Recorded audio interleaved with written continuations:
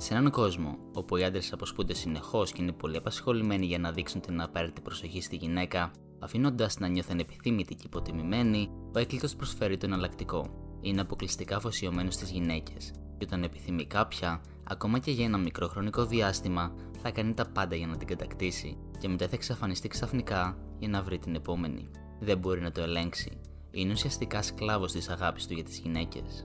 Ο Δούκας της Ορλεάνης είχε μία νέα και όμορφη κόρη, την Ντεβαλουά, την οποία σχεδίαζε να παντρέψει με έναν πλούσιο και κατάλληλο άντρα. Όμως δεν ήθελαν να την περιτριγυρίζουν υποψήφιοι εραστές στις αυλές μέχρι το γάμο, και αυτό βρήκε μία συνοδό, μεγάλη σε ηλικία και με εντολές να είναι συνεχώς δίπλα της και να την προστατεύει. Μία μέρα η Ντεβαλουά και η συνοδός της είχαν πάει βόλτα σε ένα πάρκο, όταν συνάντησαν τυχαία έναν όμορφο άντρα. Ήταν γοητευτικός και ο τρόπος που την κοιτούσε έκανε την καρδιά της να χτυπάει πιο δυνατά. Μετά από αυτή τη συνάντηση, η συνοδός της είπε το όνομά του. Ήταν ο Δούκας του Ρισολιού, ο πιο διαβόητος καρδιοκατακτητής της αυλής. Θα ήταν καλύτερα να τον αποφύγει τελείως. Η Ντεβαλουά όμως δεν άκουγε. Κανένας άντρας δεν είχε το θάρρος να την προσεγγίσει λόγω της αυστηρότητας του πατέρα της μέχρι σήμερα. Και δεν ήταν και οποιοδήποτε, ήταν ο περιβόητος Δούκας. Ο άντρας που μπορούσε να έχει όποια θέλει, διάλεξε εκείνη. Ο Δούκας παρόλα αυτά δεν μπορούσε να διακινδυνεύσει μια δεύτερη συνάντηση με την Ντεβαλουά, γι' αυτό άρχισε να τη στέλνει γράμματα, εκφράζοντας τον πόθο του για εκείνη. Σε ένα από αυτά υποσχέθηκε να τα κανονίσει όλα αν περνούσαν τη νύχτα μαζί.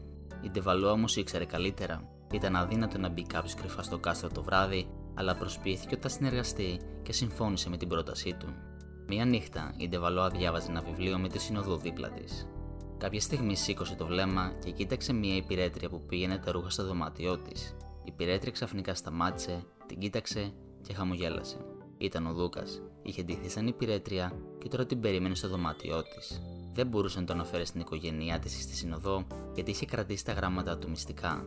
Αλλά θα μάθαιναν επίσης ότι και η ίδια είχε συμφωνήσει, οπότε πρέπει να πάει μόνη της και να τον πείσει ότι όλο αυτό είναι μία τρέλα. Μόλις άνοιξε την πόρτα, την κοίταξε με εκείνο το έντονο βλέμμα. Προσπάθησε να συνομιλήσει μαζί του, αλλά με τα χέρια του γύρω της δεν ήξερε τι να κάνει. Τα είχε χαμένα. Ο τρόπος που της μιλούσε, που την άγγιζε και ο κίνδυνος της κατάστασης την έκανε να χαμηλώσει τις άμυνές της. Και καθώς η συνοδός ήταν απόλυτα σίγουρη ότι την Ντεβαλουά κοιμόταν, εκείνη περνούσε τη νύχτα με τον πιο περιβόητο έκλειτο της αυλής. Η πρώτη ιδιότητα του έκλειτου είναι η ακραία του προσωπικότητα. Έχει θράσος και είναι πνευματώδης. Δεν τον ενδιαφέρει καθόλου τι θα πουν οι άλλοι, και όταν επιθυμεί μια γυναίκα θα κάνει τα πάντα για να την έχει, ακόμα και αν είναι μόνο για ένα βράδυ. Η αντίστασή της δεν τον αποθαρρύνει. Στην πραγματικότητα τον συναρπάζει και του δίνει την ευκαιρία να αποδείξει την αξία του και την εφευρετικότητά του. Αυτή η αφοσίωση κάνει τη γυναίκα να τον σκέφτεται συνεχώς, δίνοντάς την εντύπωση ότι ίσως είναι η μόνη που αγάπησε πραγματικά, αλλά του δίνει και μία αίσθηση κινδύνου, εξάλλου δεν μπορεί να τον ελέγξει. Το οποίο μας φέρνει στην δεύτερη ιδιότητα, που είναι ότι οι γυναίκες προσπαθούν να τον αλλάξουν. Πιστεύουν ότι έχουν την δύναμη να τον κάνουν να απαρνηθεί το παρελθόν του και να μείνει μόνο με εκείνη. Στο κάτω-κάτω, ο τρόπος με τον οποίο ξεπερνά όλα τα εμπόδια για να είναι μαζί της δείχνει το πόσο την θέλει. Και παρόλο που ο έκλειτος δεν έχει σκοπό να μείνει με μία μόνο γυναίκα, το εκμεταλλεύεται πλήρως. Γιατί όχι μόνο την συναρπάζει, αλλά παθαίνει και μονή μαζί του. Και τέλος, η τρίτη ιδιότητα και πιθανότητα το μεγαλύτερο πλεονέκτημά του είναι η φήμη του.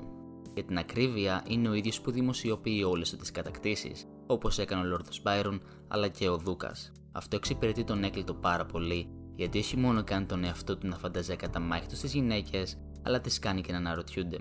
Εξωτερικά, βέβαια, οι γυναίκες ίσως πουν ότι δεν τους νοιάζει κάτι τέτοιο, αλλά εσωτερικά ενδιαφέρονται και αρχίζουν να αναρωτιούνται αν και πότε θα τις προσεγγίσει. Στην αρχή φαίνεται ότι ο μεγαλύτερος κίνδυνος για τον έκλειτο προέρχεται από θυμωμένους άντρες, αλλά αυτό δεν ισχύει γιατί συνήθως ρίχνουν το φταίξιμο στις γυναίκες.